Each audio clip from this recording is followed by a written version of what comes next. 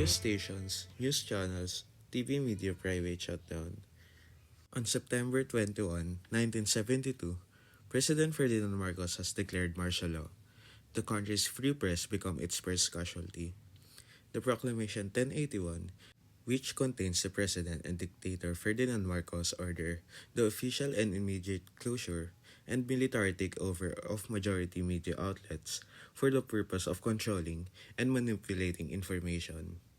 On the next day, September 22, 1972, the letter of instruction number 1 from Marcos authorizing the military to take control and seize the newspapers, radio, and television facilities. The military padlocked the office of leading publications such as Manila Chronicle, Manila Times, Philippines Free Press, Graphic, and the ABS-CBN network. Marcos accused the aforementioned media organization of spreading false and subversive reports and being part of alleged communist conspiracy. Within the days, more than 30 newspapers and magazines were closed, along with 12 stations and over 300 radio stations nationwide. Only the government-controlled media were allowed to operate.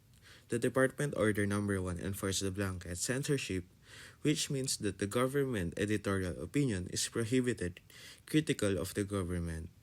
Despite the blanket censorship due to Department Order Number 1, there's an underground press that publishes like Liberation and Taliban ng Bayan, along with over 75 clandestine newsletters circulated secretly, exposing abuse such as the April 1977 EEI strike, red tagging of journalists, and arrest of media owners.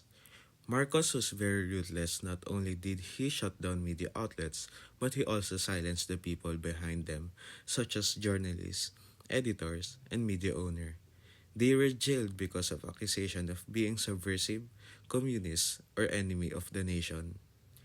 The evening of martial law, the soldier arrested journalists without warrants. Because of this event, it created fear and criticized that Marcos regime that cost not only one's career, but one's freedom and life. Journalists' actions to maintain press freedom.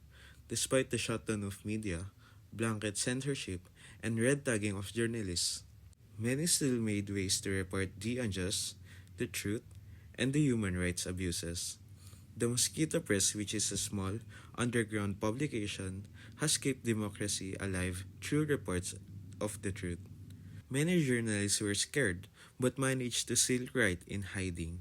They use pseudonyms and team up with some religious and student groups to spread banned materials. Effect of martial law on Filipinos. Because of the forced silence of the media, it created a new society that is built on fear and misinformation. With the only Marcos crony outlets that were allowed to operate, the Filipinos listened to propagandas portraying the Marcos as a savior and critics as quote unquote enemies of the state. The citizens were kept fearful of the government due to the curfews imposed, military checkpoints, and the communist threats from broadcasts. Any form of journals and personal dissent against the government could lead to instant arrest.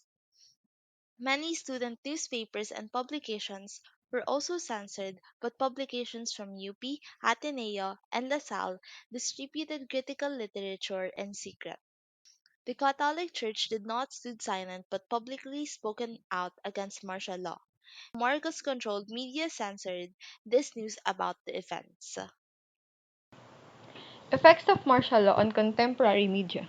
The martial law still affects the media today, which shows how easy it is to threaten press freedom and also the dangers of political interference. Caution and fear among journalists.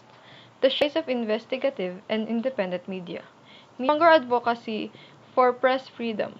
Martial law serves as a weapon for media groups and the journalists to create a warning about the dangers of government control over media and also a stronger advocate for press freedom. Digital age parallel.